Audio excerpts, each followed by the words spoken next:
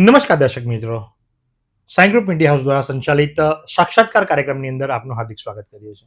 જે પ્રમાણે આપ જુઓ છો, મારી સાથે આજે નવસારી લાઈવના સ્ટુડિયોની અંદર જોડાયા છે જીતેશભાઈ દંતાણી। જીતેશભાઈ, આપનું નવસારી લાઈવના સ્ટુડિયોની અંદર હાર્દિક સ્વાગત છે। જીતેશભાઈનો જો પરિચય આપીએ તો જીતેશભાઈ નવસારીના જ મૂળ વતની છે। એક મધ્યમ પરિવારમાંથી ઉત્પન્ન થયેલો યુવા કે જેણે સંગીત ક્ષેત્રની અંદર ખૂબ જ પ્રગતિ કરી છે અને ખાસ આજે સાક્ષાત્કાર એના માટે કરી રહ્યા છે કારણ કે આગામી ચૈત્ર નવરાત્રી જ્યારે આવી રહી છે તો ત્યારે આપણા નવસારીના યુવા કલાકારે ચૈત્ર નવરાત્રી નિમિત્તે માતાજીના એક ગરબાની રચના કરી છે, જેની કમ્પોઝિશન અને સાથે જ સ્વરાંકન બંને જીતેશભાઈએ કરી છે। તો હવે સીધા વાતો કરીશું જીતેશભાઈની સાથે, જીતેશભાઈની થોડી માહિતી મેળવીશું અને એમની સંગીત યાત્રાને બિરદાવીશું। જીતેશભાઈ, સંગીત પ્રત્યે આપનો પ્રેમ ક્યારથી શરૂ થયો, કઈ રીતે એની શરૂઆત થઈ, કેટલી મહેનત બાદ આપને સફળતા મળી? નમસ્કાર, ખૂબ ખૂબ આભાર કે પહેલે તો તમે તમારા સ્ટુડિયોમાં અમને આમંત્રણ આપ્યું છે। સંગીત ક્ષેત્ર એક મારા માટે તો બહુ અલગ વસ્તુ છે, કારણ કે મારા પિતાશ્રી એવા સ્વર્ગીય નગીનભાઈ જયાભાઈ દંતાણી એ ખૂબ ભજનના પ્રેમી હતા અને ખૂબ કલાકારોને માનતા હતા અને નાનપણથી જ મને ગાવાનો શોખ હતો અને જ્યારે ગાતો ત્યારે પપ્પા મને કહેતા કે તું આવી રીતે ગાય છે, આવી રીતે ગા, તું આવી રીતે ગા।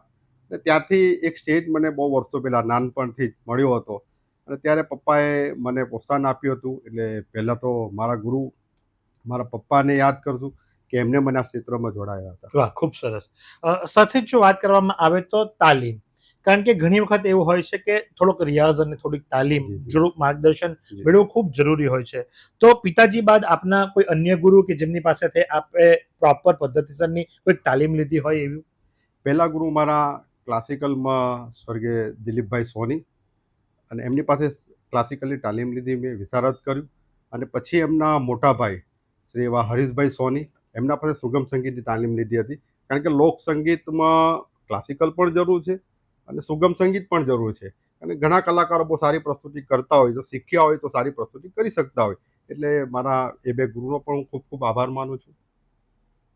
સાથે જ જો વાત કરીએ તો પ્રોફેશનલી સંગીતની અંદર આપે જ્યારે પગ મૂક્યો, આપનું એક બેનર પણ ચાલે છે, આપે ઘણા બધા કાર્યક્રમો પણ કર્યા છે, આપ હાલની તારીખે પણ કાર્યક્રમ કરો છો અને મને ગર્વ એ બાબતનો પણ છે કે ભાઈ ગણપતિ આવે એટલે મારે જીતેશભાઈને યાદ કરવા જ પડે, કારણ કે ગણપતિની અંદર પણ જીતેશભાઈ અને એમનું ગ્રુપ જે ખરું ઘણી વખત અમારે ત્યાં અમારા આજુબાજુના વિસ્તારની અંદર ભજનો ગાવા માટે આવે છે।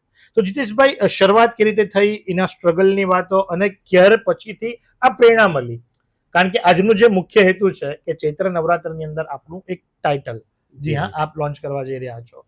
જી, આ ટાઇટલમાં જોવા જાય તો 2024ના અંદર એવી પરિસ્થિતિ સર્જાઈ કે મારા બાપ સમાન મારા જીજાજી તે દેવલોક પામ્યા, એમને એટેક આવી ગયો અને અમે લોકો બહુ પરિવાર બહુ દુઃખી હતું અને એ જ અરસામાં 2024ની નવરાત્રિ મારી રદ થવામાં આવી વરસાદના કારણે અને ત્યારે હું ચારે ગમીથી એટલો બધો દુઃખી થઈ ગયો કે હવે દુઃખના સમયે આપણે માને યાદ કરતા હોય છે, કારણ કે આપણે તો બે હાથથી આપવાવાળા કોણ, એ તો 1000 હાથવાળી છે બેઠી।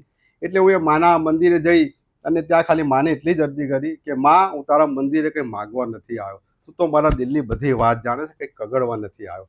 પછી ત્યાં મને પ્રેરણા મળી છે અને ત્યાં હું એ લિરિક્સ કર્યું અને એનું કમ્પોઝિંગ કર્યું ભાઈ। વાહ, ખૂબ સરસ। તો હવે એ મુખડું ચોક્કસથી આપણે સાંભળીએ, કારણ કે જ્યારે ચૈત્ર નવરાત્રમાં લોન્ચ થવા જઈ રહ્યું છે તો ચોક્કસથી આખું આલ્બમ તો અમે તમને અત્યારે નહીં બતાવીએ, પણ એની એક ઝલક, કારણ કે આ કમ્પોઝિશન અને એનું સ્વરાંકન બંને જીતેશભાઈએ કર્યું છે। જે પ્રમાણે એમને પ્રેરણા મળી એ પ્રમાણે ચોક્કસથી જીતેશભાઈ થોડુંક લલકારો।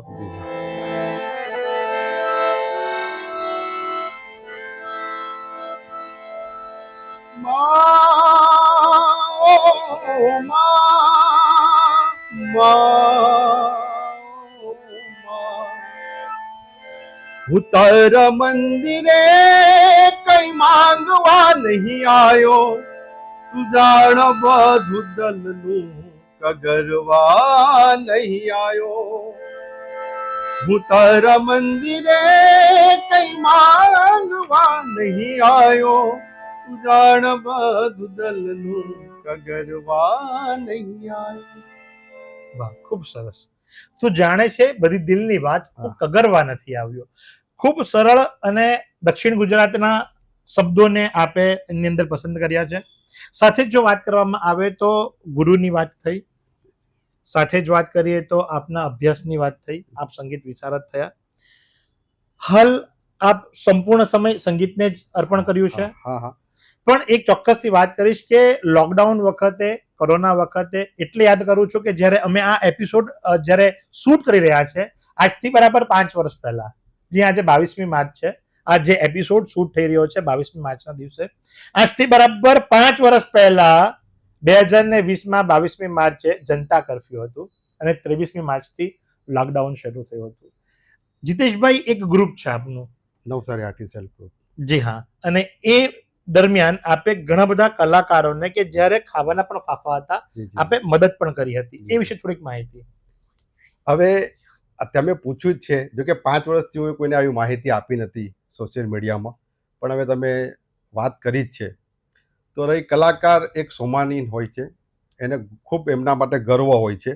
એ અરસામાં કલાકારની પરિસ્થિતિ એટલી બધી, કલાકારની નહીં પણ અન્ય લોકોની પણ એટલી બધી એકદમ નાજુક પરિસ્થિતિ હતી કે પોતાનો ભાઈ પણ 500 રૂપિયા ના આપી શકે. એ સમયે મેં જ્યારે વિચાર્યું કે મારા કલાકાર મિત્રોનું શું થશે. આજે કલાકાર માણસ 2000, 3000, 5000 રૂપિયા કમાતો હોય, એમાં એને ઈએમઆઈ ભરવાના હોય, એમને છોકરાની ફીનું કંઈ કરવાનું, એને જમવાનું હોય, એટલે પૈસા ક્યાંથી લાવશે, કેવી રીતે એનું ગુજરાન ચલાવશે. તો મારા શ્રોતાજનો છે જે મને માને છે, મને મારા ગુણ ગૌરાવે છે, માતાજીના ભગવાનના ભજન ગૌરાવે છે, એવા શ્રોતાજનો, મારા ઓર્ગેનાઇઝરોને હું એ બહુ વિનંતી કરી કે સાહેબ આ પરિસ્થિતિ એવી છે કે કલાકાર અમે રાજી પકડવાવાળા હોય છે, આજ લગીને તમને રાજી કર્યા છે, હવે તમે કલાકારને રાજી કરો કે એવો સમય કપરો પરિસ્થિતિ આવી છે તો મારા કલાકાર તો તમારી પાસે નહીં માગી શકે, પણ મારા હાથને ફેલાવું તો તારી ખુદાઈ દૂર નથી ને તું આપે ને હું ખાવ એ વાત મને મંજૂર નથી. પણ એ સમયે મેં મારા પરિવારની વાત ના છોડી, મારા પરિવારનું ના ગણ્યું, કંઈ નહીં, પણ મારા કલાકાર મિત્રો ખુશ રહેવા જોઈએ, મારા સરસ્વતીના સાધકો આનંદમાં રહેવા જોઈએ, એટલે મારા 2 હાથ ફેલાવી અને ઘણા ઓર્ગેનાઇઝરો પાસે હું એક કીટોની વ્યવસ્થા કરી અને મારા કલાકારનું ગુજરે. અને આજે કલાકાર મારો એહસાન માને છે એવું નહીં, પણ એહસાનમંદ થવા માટે યા કોઈ મારી પ્રેરણા મેળવવા માટે કે કોઈ મારી નામના મેળવવા માટે હું આજ લગી આ વસ્તુ આ તમારા એપિસોડમાં બોલું છું, પણ એ એમના કિસ્મતનું હશે, એમાં ભગવતી આપ્યું છે, એમાં સરસ્વતી માતાએ મને એના માટે અવતર્યો હશે, એટલે હું એમના કિસ્મતનું જે હતું તે આપી દીધું. સાથે જીતેશભાઈ, જ્યારે એક આલ્બમ બનાવતા હોઈએ તો એની અંદર ખર્ચ પણ ઘણો બધો આવતો હોય, કારણ કે માત્ર સ્વરાંકન કરી દીધું, કમ્પોઝિશન કરી દીધું, ત્યાંથી અટકાતું નથી, એને રિલીઝ કરવું, એને પ્લેટફોર્મ આપવું અને એનું શૂટિંગ વગેરે કરાવવું, એનું રેકોર્ડિંગ વગેરે કરાવવું, આ બધાની પાછળ પણ ઘણો બધો ખર્ચ થતો હોય છે. તો અત્યારે આપના આલ્બમ માટે કોઈ સ્પોન્સર ખરું? ના, આના સ્પોન્સરમાં તો ભગવાન માતાજીએ એવું થોડુંક સક્ષમ કર્યું છે કે મારા મિત્ર છે, મારા ભાઈ સમાન, મારા ભાઈઓ છે, મારા એવા ફ્રેન્ડો છે, મિત્ર છે, એમને વ્યવસ્થા કરી અને મારું જે અટકેલું કામ હતું તે હજુ પૂરું કરી નાખ્યું છે અને હજુ પણ કહે છે કે આ અટકતું તો જો શું કે. તો લોન્ચિંગ ક્યારે કરશો અને ક્યાં સાંભળવા મળશે? આ ગાંધીનગરમાં જય અંબે સ્ટુડિયો છે અને ખૂબ સારા નામી કલાકારો ત્યાં એમના સોંગ રિલીઝ કરતા હોય છે અને ભાવ રજૂ કરતા હોય છે. તો મને એ સ્ટુડિયો સારો લાગ્યો. એમાં રમેશભાઈ પ્રજાપતિનો બી ખૂબ ખૂબ આભાર કે એમને મને એમના મોકો આપ્યો એમના સ્ટુડિયોમાં ગાવા. અને આ 25 તારીખે જય અંબે સ્ટુડિયોમાં રિલીઝ થઈ જશે. અને મારી પર તમને 2 હાથ જોડીને એટલી જ નમ્ર વિનંતી છે કે આ મારા ભાવથી હું એ ગાયું છે, પણ તમે આ માતાજીનું પદ તમે જ્યારે સાંભળશો તો તમને પણ ખરેખર લાગશે કે ખરેખર આ વસ્તુ જ બનતું હોય છે અને આવું જ. કારણ કે કલ તો સભી મુલ્કો કે માલિક थे, सिकंदर गया तो दोनों हाथ खाली थे, क्या लेके आए थे क्या लेके जाएंगे, मुट्ठी बांध के आए थे मुट्ठी खोली. આ બધી મતલબી સંસાર છે, મતલબી દુનિયા છે. આમાં આપણા ઈષ્ટદેવ સિવાય, આપણી ભગવતી સિવાય આપણું કોઈ નથી. આનું વર્ણન કર્યું છે આનંદરભાઈ. વાહ, ક્યા બાત હે.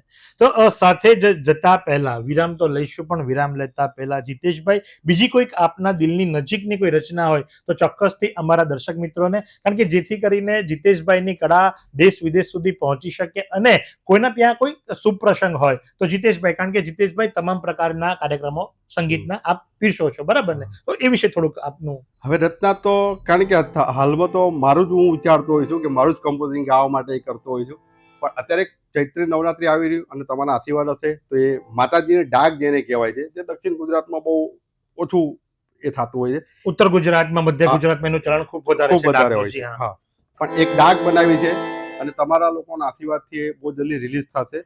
એ જરૂર તમને સંભાળ્યું. ચોક્કસ. હે ડાક વાગીને દેવી મારી જાગી વીરા, હે ડાક વાગીને દેવી મારી જાગી વીરા, હે તમે ડાક વગાડો જરા ધીમા ધીમા, હે તમે ડાક વગાડો જરા ધીમા ધીમા, હે ડાક વાગીને દેવી મારી જાગી વીરા. ખૂબ સરસ. તો જીતેશભાઈ દંતાણી બોલતી ઘોર એરિયો છાપરા રોડ પર જે આવ્યો છે ત્યાં એમનું કાર્યાલય અને એમનું નિવાસ સ્થાન છે. ચોક્કસથી આપના ત્યાં પણ કોઈ શુભ પ્રસંગ હોય જેને આપ સંગીતથી દીપાવવા માંગતા હોય તો જીતેશભાઈનો આપ સંપર્ક કરી શકો છો. કોમેન્ટ બોક્સની અંદર અમે સંપૂર્ણ ડિટેલ્સ પણ આપને આપીશું. આ હતું આજનું સાક્ષાત્કાર અને સાક્ષાત્કારની અંદર આપણે મુલાકાત કરી જીતેશભાઈ દંતાણીની સાથે. તો આ જ પ્રમાણે જો આપની પાસે પણ કોઈ ટેલેન્ટ હોય અથવા આપની આજુબાજુમાં કોઈ કલાકાર હોય કે જેને કલાની પ્રસિદ્ધિ અમારા મંચ પરથી કરવા માંગતા હોય, એની પ્રેરણા કશેથી મળી હોય તો ચોક્કસથી આપ પણ અમારો સંપર્ક કરી શકો છો. તો આ જ આશા આપ સૌને જય માતા દી, જય શ્રી કૃષ્ણ. શું તમે શરીરના સાંધાના દુખાવાથી પીડાઈ રહ્યા છો કે પછી તમે કોઈ સ્પોર્ટ્સ ઇન્જરીથી પીડાઈ રહ્યા છો? લકવાની બીમારી બાદની પીડા સહન કરી રહ્યા છો? શું તમને સ્પાઇનલ પ્રોબ્લેમ છે? તો આ તમામ દુખાવાને હવે બાય બાય કરી દો, કારણ કે માસ્ટર ડિગ્રી ધરાવતા ખૂબ જ અનુભવી ફિઝિયોથેરાપિસ્ટ ડૉક્ટર અમિત પટેલ પાસે તમે આ તમામ સમસ્યાઓનું સચોટ નિદાન કરાવી ફરીથી નોર્મલ જિંદગી જીવી શકો છો.